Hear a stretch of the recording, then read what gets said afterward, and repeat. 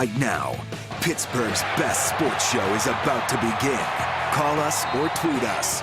We've got things to talk about on the Ireland Contracting Nightly Sports Call. All right, Ken, thanks very much. Good evening, everyone, and welcome to another edition of the Ireland Contracting Nightly Sports Call right here on Pittsburgh CW. You can also, if you want to, tweet us at KDPomp, at Paul Zeise. In the meantime, call us on the hotline number. Borders and Borders hotline is 412-575-2600. Lots to get into. We'll begin with the news of the day, and that was the Steelers made a trade. Mason Rudolph is now the backup, as you know, and Josh Dobbs became expendable, and when there's a need, there is often a call. And apparently they got a call today about the availability of Josh Dobbs because Nick Foles underwent surgery. He's on the IR.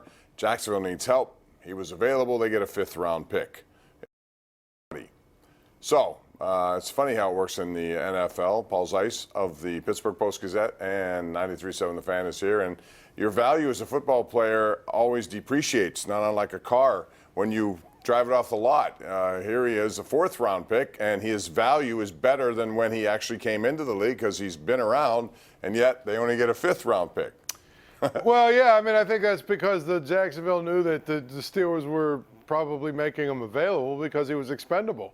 So there was no reason to overpay for him because the Steelers were trying to get something for him. And I said this, last week when they put their roster together. It felt like they were keeping him around because they were trying to see if someone would trade for him so they didn't have to cut him and, give him away for nothing.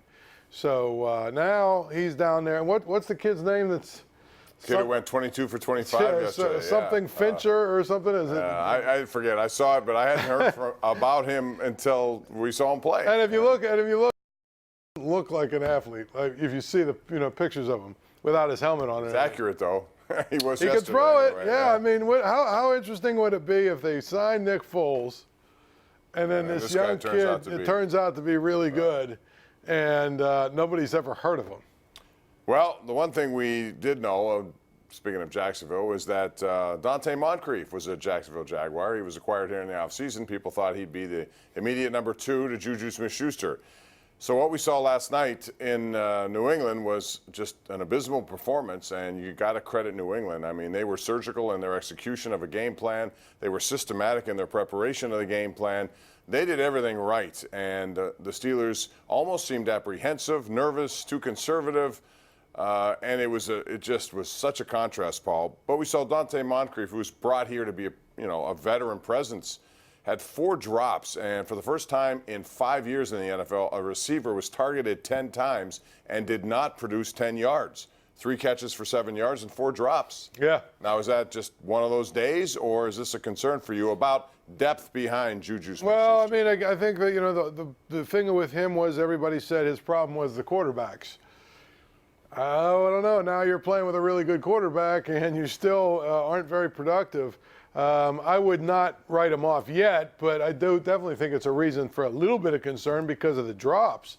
The other thing is, I don't know that he, did we see him make any, like, what you would call combat catches? No. Where, he could have, too. Right, where he had some opportunities to make those kind of catches, and he didn't. So that makes you a little bit nervous, in itself.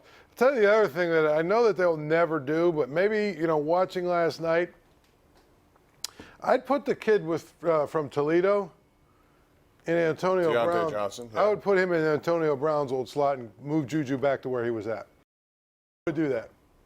Well, he played a lot more than I think most people thought he would Yeah, play. I think I'm not saying Deontay Johnson is Antonio Brown, but I think his skill set is somewhat similar in terms of the routes that he would run and things of the such.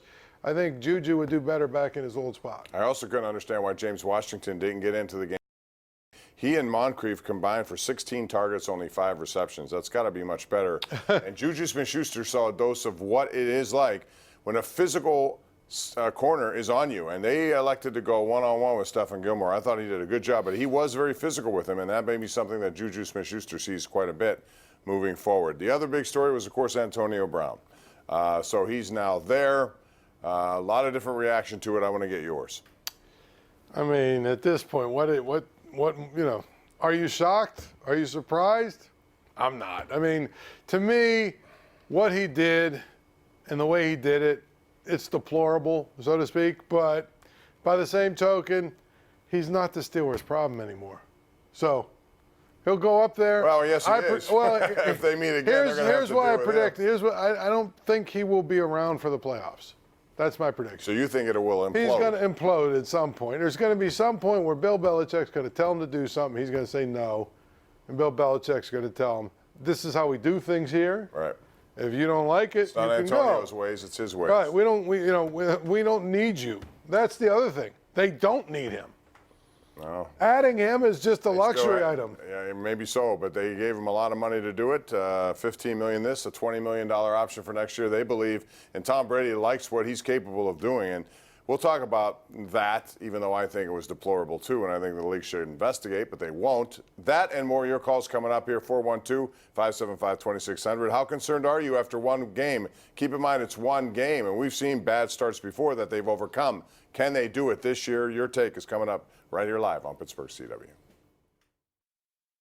The Ireland Contracting Nightly Sports Call is brought to you by Ireland Contracting, celebrating 25 years as Pittsburgh's #1 home exterior expert in roofing, siding, windows, and gutters, where honesty and integrity still matter.